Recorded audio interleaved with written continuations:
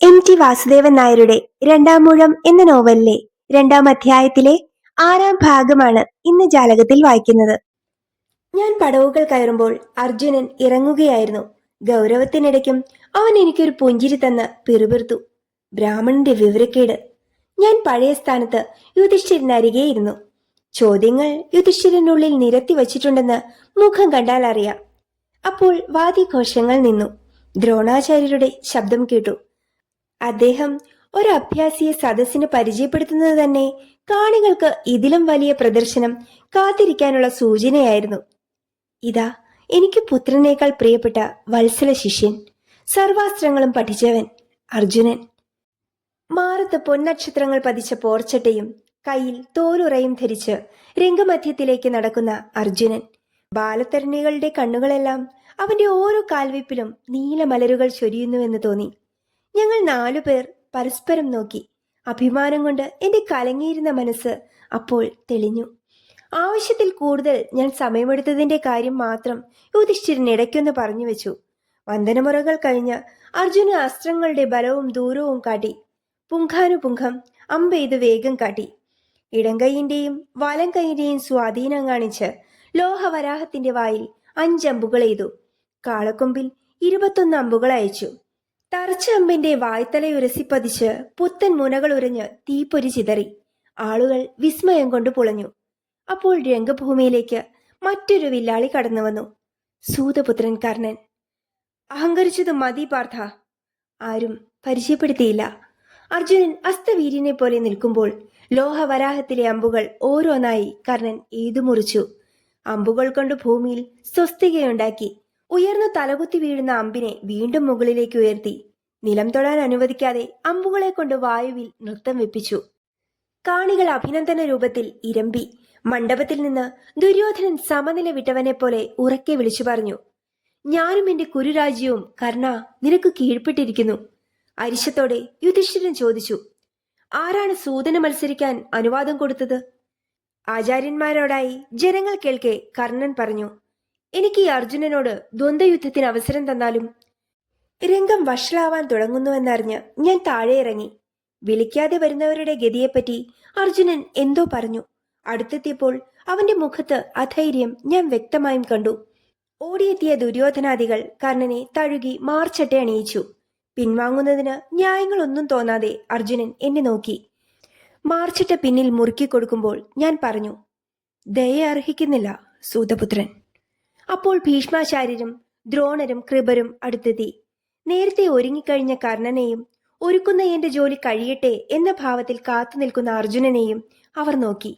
കൃപാചാര്യരോട് ഞാൻ അർജുനന്റെ ഇടം ചുമലിലൂടെ തലനീട്ടി ചോദിച്ചു, കുന്തിയുടെ ഏതെങ്കിലും ഒരു പുത്രനെ മതിയോ എന്ന് ചോദിക്കൂ, എനിക്ക് വേറെ ഒരു കടം വീട്ടാനുണ്ട്. അർജുനൻ പറഞ്ഞു, വേണ്ട, ഞാൻ അവനെ എത്തേണ്ട ഇടത്തേക്ക് അയക്കുന്നുണ്ട്. ഞാൻ വീണ്ടും അപേക്ഷിച്ചു, ഞാനുണ്ട്, അവനിഷ്ടമുള്ള ആയുധങ്ങൾ. മത്സരയുദ്ധം മാറ്റിവെക്കാൻ വഴി കാണാതെ വിഷമിച്ചു നിന്ന കൃപാചാര്യർ ഒരു ന്യായം തോന്നിയ പോലെ പെട്ടെന്ന് മുമ്പോട്ട് വന്ന് പറഞ്ഞു, ഈ അർജുനൻ കുന്തിയുടെ ഇളയ മകൻ, പാണ്ഡുവിന്റെ പുത്രൻ, കുരുവംശത്തിൽ പിറന്ന രാജകുമാരനാണ്. കർണൻ തീ പാറുന്ന കണ്ണുകളോടെ ആചാര്യന്റെ നേരെ തിരിഞ്ഞു. കൃപർ ശബ്ദമുയർത്തി, ദ്വന്ദ്വയുദ്ധത്തിനു മുമ്പ് കുലവും പൈതൃകവും അറിയണം. സമമായ കുലാചാരങ്ങളില്ലാത്തവരോട് ക്ഷത്രിയകുമാരന്മാർ ദ്വന്ദ്വയുദ്ധം പതിവില്ല. ശൗര്യം കൊണ്ട് കത്തിയിരുന്ന കർണന്റെ മുഖം പെട്ടെന്ന് ചാരനിറമായി. ഞാൻ വീണ്ടും പറഞ്ഞു, എനിക്കൊന്നും അറിയേണ്ടതില്ല, അവൻ നിശ്ചയിക്കുന്ന ആയുധങ്ങൾ. ദുര്യോധനൻ കോപത്തോടെ കൃപാചാര്യരുടെ നേരെ കുതിച്ചു.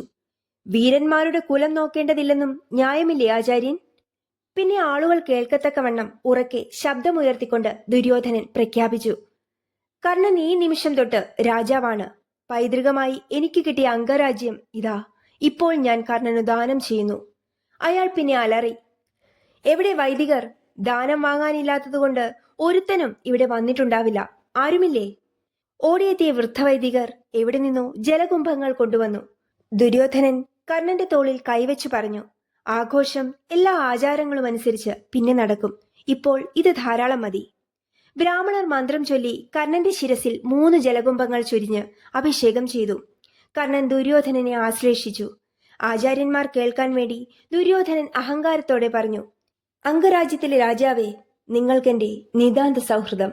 അപ്പോൾ കാഴ്ചക്കാരിൽ നിന്ന് ഒരു പരിഹാസച്ചിരി ഉയർന്നു. നോക്കുമ്പോൾ അങ്കണത്തിലേക്ക് ഒരു വൃദ്ധൻ നടന്നു വരുന്നു.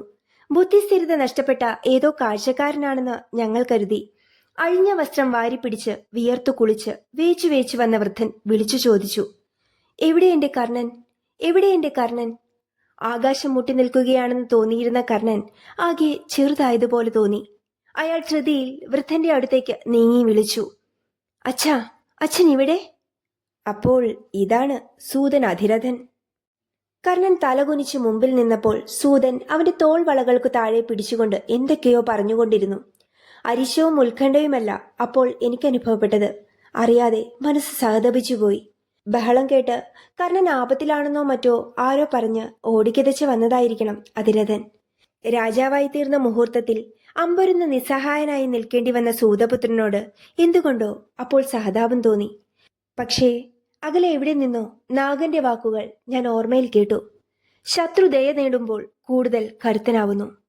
വീണെടുത്തു വെച്ച് അവസാനിപ്പിക്കുക എന്നതാണ് കാട്ടിലെ നിയമം. മുറിവേറ്റ മൃഗം രക്ഷപ്പെട്ടുകൂടാ. ഉറക്കെ ചിരിച്ചുകൊണ്ട് ഞാൻ എല്ലാവരും കേൾക്കാൻ വേണ്ടി പറഞ്ഞു, നിനക്ക് ആയുധമല്ല ചേർച്ച, കുലത്തൊഴിലിനു ചേർന്ന ചമ്മട്ടിക്കോലെടുക്ക്. ജനങ്ങളുടെ കണ്ണിൽ ഞാൻ അല്പനായി തരം താഴുകയാണെന്ന് അറിയാമായിരുന്നു. കാഴ്ചക്കാരുടെ കരഘോഷം നേടാനല്ലല്ലോ അന്ന് പ്രമാണകൊടിയിൽ ഇവനടക്കം 3 പേർ ഒരു കളിയൊരുക്കിയത്. ശത്രുവിനും വരം കൊടുക്കാൻ ഞാനൊരു ദേവനല്ല. അടിമുടി വിറച്ചുകൊണ്ട് കർണൻ എന്റെ നേരെ ചീറ്റിക്കൊണ്ടുവന്നു. ഞാൻ വീണ്ടും പറഞ്ഞു, ഞാൻ ഏതു മ്ലേച്ഛനോടും യുദ്ധം ചെയ്യും. ഞാൻ മതിയെങ്കിൽ സ്വാഗതം. ദുര്യോധനൻ എന്റെ നേരെ ചൂണ്ടുവിരൽ ഇളക്കിക്കൊണ്ട് കയർത്തു. കർണനെ നോക്കി ഉറപ്പിച്ചു പറയാമോ സൂതന് പിറന്നതാണ് ഈ തേജസ്വി എന്ന്? ഭീമ, ശൂരന്മാരുടെയും നദികളുടെയും ഉൽപ്പത്തിയെപ്പറ്റി ആരും അന്വേഷിക്കാറില്ല. ശരിയല്ലേ എന്ന ഭാവത്തിൽ ഒരു ഉത്തരം പ്രതീക്ഷിച്ചെന്ന പോലെ അയാൾ ആചാര്യന്മാരെ നോക്കി. എന്നിട്ട് എന്റെ അടുത്തേക്ക് നീങ്ങി നിന്ന് പറഞ്ഞു, ഷണ്ഡൻ പാണ്ഡുവിന് മക്കളുണ്ടായ രഹസ്യവും മാലോകർ അന്വേഷിക്കാറില്ല. ഇടത്തെ 6ാം വാരി ലക്ഷ്യമാക്കി ഉയർന്ന എന്റെ കൈ തടഞ്ഞ ദ്രോണപുത്രനെ അപ്പോൾ ഞാൻ ശപിച്ചു. പെരുമ്പറകൾ വീണ്ടും മുഴങ്ങി. ദ്രോണാചാര്യർ അസ്തഗിരിക്ക് മുകളിലെ വെളിച്ചം മങ്ങിയത് നോക്കിക്കൊണ്ട് പറഞ്ഞു, അഭ്യാസ കാഴ്ച കഴിഞ്ഞു, അസ്തമനമായി. ദ്വന്ദ്വയുദ്ധം ചെയ്യാൻ വേണ്ടത്ര വെളിച്ചം അപ്പോഴും രംഗഭൂമിയിൽ ചുറ്റിപ്പറ്റി നിന്നു. മദം പൊട്ടിയ ഗജവീരനെ പോലെ നിന്ന ദുര്യോധനൻ പിന്നെ കർണന്റെ തോളിൽ പിടിച്ച് കൽപ്പടവുകളുടെ നേർക്ക് നടന്നു തുടങ്ങി. എല്ലാവരും നടന്നു തുടങ്ങിയപ്പോഴും ഞാൻ വെറുതെ നിന്നു. നകുലിനോടൊപ്പം അർജുനൻ നടന്നു. സഹദേവൻ എന്റെ അടുത്തേക്ക് ഓടി വന്ന് പറഞ്ഞു, അമ്മ മോഹാലസ്യപ്പെട്ട് വീണുപോയി. അർജുനന് ആപത്തു പറ്റുമെന്ന് അമ്മ ഉറപ്പിച്ചു കാണും. എപ്പോഴാണ് അമ്മ മോഹാലസ്യപ്പെട്ടത്? ഞങ്ങളുടെ പൈതൃകത്തെപ്പറ്റി ദുര്യോധനൻ പറഞ്ഞത് അകലത്തെ സ്ത്രീ സദസ്സിൽ കേൾക്കില്ല. സാരമില്ല, ഇപ്പോൾ ബോധം തെളിഞ്ഞു. കൊട്ടാരത്തിലേക്ക് മടങ്ങുന്നതിനു പകരം ഞാൻ ഗംഗാതീരത്തിലേക്കാണ് പതുക്കെ നടന്നത്. സന്ധ്യാവന്തനം കഴിഞ്ഞ് ഞാൻ നീരൊഴുക്കിന്റെ നിഗൂഢ മർമ്മരങ്ങൾ കേട്ടുനിന്നു. ഓളങ്ങൾ ചവിട്ടി കയറിയെത്തുന്ന കാറ്റ്, മേനകയുടെ ഉടയാടകൾ പറപ്പിച്ച് നഗ്നത കാട്ടി മുനിയെ മോഹിപ്പിക്കാൻ അദ്ദേഹം അയച്ച കാറ്റിൽ പരാഗങ്ങളുടെ മതഗന്ധമുണ്ടായിരുന്നു. ചെവിയിൽ ഒരു സന്ദേശം പിറുപിറുക്കുന്നത് ഏറ്റുവാങ്ങാൻ വേണ്ടി ഈ വിജനതീരത്തിൽ ഞാൻ നിന്ന ശൈശവത്തിലെ സന്ധ്യകൾ അകലെ എങ്ങോ ആണെന്ന് തോന്നി. കൊടുങ്കാറ്റുകളുടെ ദേവനും ധർമ്മരാജനും ഇന്ദ്രനുമെല്ലാം ദുര്യോധനന്റെ വാക്കുകൾ കേട്ടിരിക്കണം. ഒരു പിതാവും അപ്പോൾ പ്രതിഷേധം അറിയിക്കാത്തതെന്തെന്ന് ഞാൻ ചിന്തിച്ചു. കൊടുങ്കാറ്റ് അലറിയില്ല. അന്തിമേഘങ്ങളിൽ ഇടിവാളുകൾ പൊളഞ്ഞില്ല. ധർമ്മന്റെ അദൃശ്യകരം അവനെ അസ്തപ്രാണനാക്കിയില്ല. പകവീട്ടാൻ ദേവന്മാർ മറ്റൊരവസരം കരുതി വച്ചിരിക്കുമെന്ന് സമാധാനിക്കാൻ ശ്രമിച്ചുകൊണ്ട് ഞാൻ ഇരുട്ടിൽ കൊട്ടാരത്തിലേക്ക് നടന്നു. രാത്രിയിൽ അഭ്യാസ കാഴ്ചയുടെ അവശിഷ്ടമായി ആഘോഷങ്ങളൊന്നും ഉണ്ടായില്ല. പരിചരിക്കാനെത്തിയ എന്റെ സൂതൻ വിശോകൻ ഞാൻ വസ്ത്രം മാറുമ്പോൾ ആരോടെന്നില്ലാതെ പറഞ്ഞു, എല്ലാം നന്നായി, ആരും തോറ്റില്ല, ആരും ജയിച്ചതുമില്ല. അയാൾ പുറത്തു പോകുമ്പോൾ മദ്യം കൊടുത്തയക്കാൻ പറഞ്ഞു. ഭക്ഷണം കൊണ്ടുവന്ന ദാസന്മാർ പോയപ്പോൾ വിശോകൻ എന്റെ പതിവിൽപ്പെടാത്ത ആവശ്യം മറന്നുപോയെന്ന് കരുതി. അപ്പോൾ വാതിലിനപ്പുറത്തു നിന്ന് നൂപുരങ്ങളുടെ കിലുക്കം കേട്ടു. രജതാലവും കൊണ്ട് കടന്നു വന്ന ദാസി. അവൾ കുനിഞ്ഞ് പാത്രം എന്റെ മുന്നിൽ വിനയത്തോടെ വെച്ചപ്പോൾ മുടിക്കെട്ടിൽ നിന്ന് മഞ്ചിഷ്ടം കലർത്തിയ എള്ളെണ്ണയുടെ മണം. അവൾ തിരികെ നടന്നപ്പോൾ ഞാനൊന്ന് വെറുതെ നോക്കി. വെള്ളി നൂപുരങ്ങൾ, മങ്ങിയ ചെമ്പട്ടിന്റെ ഒറ്റ വസ്ത്രം. മേഖലയ്ക്ക് താഴെ വലിയ അരക്കെട്ട് കാലുച്ചയ്ക്കൊപ്പം ഇളകുന്നു. വാതിലിനപ്പുറമെത്തിയ അവൾ വീണ്ടും തിരിഞ്ഞു നിന്നു. വലിയ വട്ടമുഖത്ത് വിനയം നിറഞ്ഞ മന്ദഹാസം. ഞാൻ പതിവില്ലാതെ ധാരാളം മദ്യം കഴിച്ചു. ഭക്ഷണത്തിന് രുചി തോന്നിയില്ല. കിടന്നപ്പോൾ ഉറക്കം പിടിതരാതെ അകന്നു മാറി നിന്നു. എഴുന്നേറ്റ് പുറത്തു കടന്നു. ഇടനാഴിയിലൂടെ നടന്നപ്പോൾ യുധിഷ്ഠിരന്റെ വാതിലിനു പുറത്ത് വെളിച്ചം കണ്ടു. അവിടേക്ക് കടന്നു ചെന്നപ്പോൾ അകത്തുനിന്ന് പതിഞ്ഞ സ്വരത്തിൽ സംസാരം കേട്ടു. കിടക്കും മുമ്പ് വിളിച്ചു വരുത്തിയ ശൂദ്ര പെണ്ണുങ്ങളിൽ ആരെങ്കിലും ആവുമെന്ന് കരുതി വീണ്ടും പുറത്തു കടക്കാൻ ഭാവിക്കുമ്പോൾ ജ്യേഷ്ഠന്റെ മൂളലും പുരുഷ സ്വരത്തിൽ ഒരു പിറുവിറുപ്പും കേട്ടു. അതുകൊണ്ട് അകത്തേക്ക് കയറി. വിതുരരായിരുന്നു. ഞാൻ കൈകൂപ്പി. തിരിച്ചു നടക്കുമ്പോൾ അദ്ദേഹം പറഞ്ഞു, വെറുതെ പഴങ്കഥകൾ പറയുകയായിരുന്നു, ഉണ്ണിയിരുന്നോളൂ.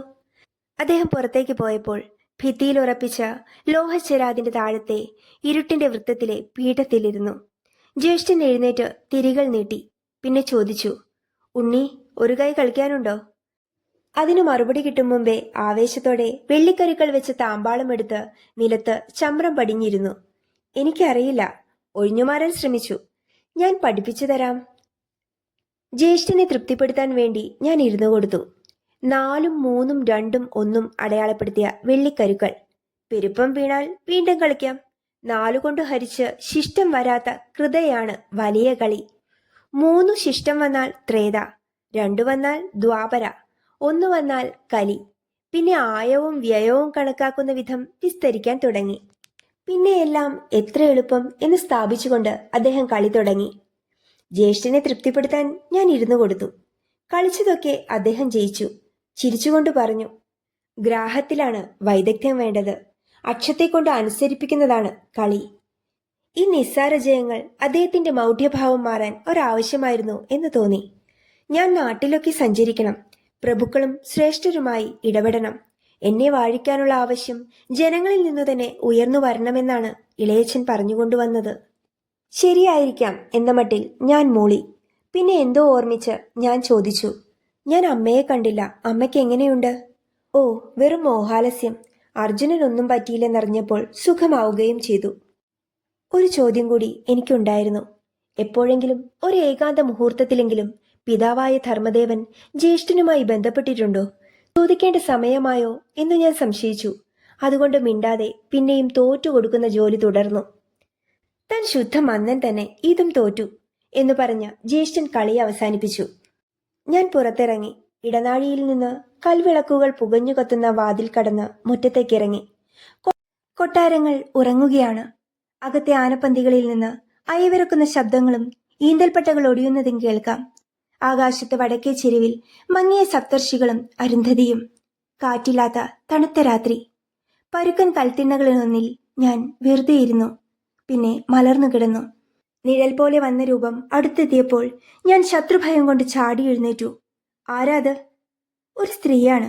നൂപുരങ്ങൾ മാറ്റി ശബ്ദമില്ലാതെ വന്ന ദാസിപ്പെണ്ണ്. മദ്യവും കൊണ്ട് മുമ്പേ വന്നവൾ തന്നെ.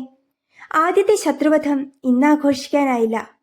ആദ്യത്തെ സ്ത്രീ ഇവളാണെന്ന സത്യം ഇവൾക്കറിയുകയില്ല. അതുകൊണ്ട് പരിചയസമ്പന്നനെ പോലെ കൈ പിടിച്ചടിപ്പിച്ചു. നിന്റെ പേര്? അവൾ എന്തോ പേര് പറഞ്ഞു. ഓർമ്മയിൽ പിന്നീട് ഒരിക്കലും നിന്നിട്ടില്ലാത്ത ഒരു സാധാരണ പേര്. എന്നെ തിരിഞ്ഞു വന്ന ആദ്യത്തെ സ്ത്രീ. സ്വാഗതത്തിന്റെ സ്പർശനം കഴിഞ്ഞപ്പോൾ അവൾ ആകെ മാറിയെന്ന് തോന്നി. നഗ്നതയുടെ അലകളും ചുഴികളും എന്നെ വലയം ചെയ്തു. അവൾ കാട്ടുവള്ളിയായി പടർന്നു. എന്റെ പരുക്കൻ കൈകൾക്ക്, അശിക്ഷിതങ്ങളായ വിരലുകൾക്ക് താഴ്വരകളിലും മേടുകളിലും വഴി കാണിച്ചു. പക്ഷേ ഞാൻ ഉണർന്നില്ല. തണുത്ത കരിങ്കൽ പ്രതിമ പോലെ ഇരുന്ന എന്നിൽ നിന്ന് അവസാനം നേർത്ത കിതപ്പോടെ അടക്കിയ ഒരു സിൽക്കാരത്തോടെ അകന്നു നിന്ന് എന്നെ അവൾ നോക്കി. പിന്നെ തിരിച്ചു നടന്ന് തുറന്ന വാതിൽപ്പാളിക്കപ്പുറത്തെ ഇരുട്ടിൽ അവൾ മറഞ്ഞു. പുകഞ്ഞു കത്തുന്ന അകലത്തെ കൽച്ചരാതിൽ നോക്കിക്കൊണ്ടിരുന്ന് ഞാൻ സ്വയം ചോദിച്ചു, പൗരുഷമില്ലാത്ത ഒരു അധികായനെപ്പറ്റ് ഈ തലമുറയിലും പാണ്ഡുവിന്റെ പാരമ്പര്യം തുടരുകയാണോ? തിരികെ പാർപ്പിടത്തിലെത്തിയപ്പോൾ കുംഭത്തിൽ അവശേഷിച്ച മദ്യം കൂടി കുടിച്ചു തീർത്തു. അകമാകെ പടരുന്ന ചവർപ്പ്. ദാസന്മാർ വിരിച്ചൊതുക്കിയ കുശപ്പുൽ മെത്തയ്ക്കപ്പുറത്ത് മരപ്പലകകൾ പാകിയ നിലത്ത് കിടന്നു. ഇപ്പോൾ മദ്യം പ്രവർത്തിച്ചു തുടങ്ങിയിരിക്കുന്നു. എന്റെ മാറത്തെവിടെയോ ദാസിപ്പെണ്ണിന്റെ മുടിക്കെട്ടിന്റെ മണം പറ്റിക്കിടക്കുന്നുവെന്ന് തോന്നി. ഉറക്കത്തിലേക്ക് വഴുതി വീഴുമ്പോഴും അഭ്യാസ കാഴ്ചയിലെ രംഗങ്ങൾ മനസ്സിൽ തെളിയുന്നു. വിശോകന്റെ വാക്കുകൾ വീണ്ടും ഓർത്തുപോയി. ആരും തോറ്റില്ല, ആരും ജയിച്ചതുമില്ല. MT വാസുദേവൻ നായരുടെ രണ്ടാമൂഴം എന്ന നോവലിലെ 2ാം അധ്യായം ഇവിടെ പൂർണ്ണമാകുന്നു.